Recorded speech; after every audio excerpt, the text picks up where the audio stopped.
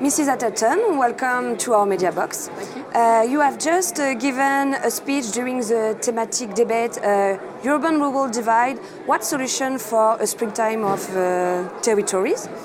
And you are manager and policy researcher in the Rural Policy Centre at Scotland's Rural College.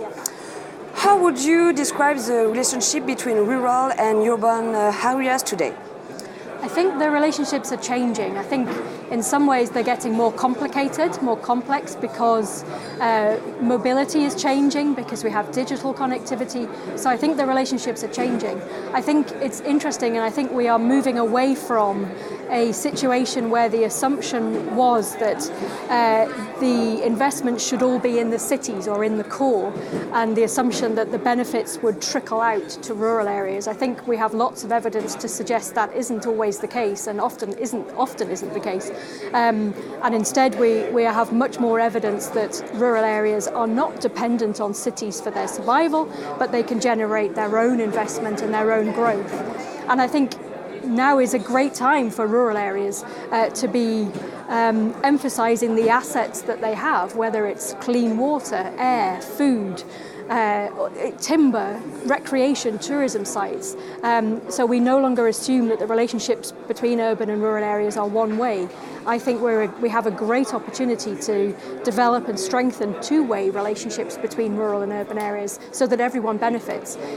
There are differences, of course. All rural areas are different, all urban areas are different, and some rural areas are closer to cities than others, so that different relationships will exist in different places. But I think fundamentally the mindset is changing, and we are recognizing that rural areas have lots to offer.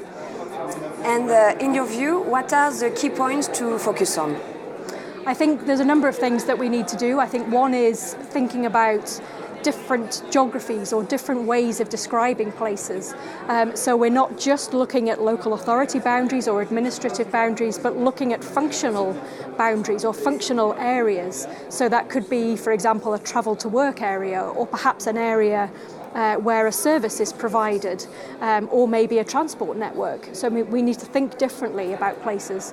I think we need to have policies that are place-based, that are flexible and recognise the differences between places and the interactions between places. I think this morning was a great example in the session. We have lots of ideas in different places that we can share, and I think we can do that much more effectively.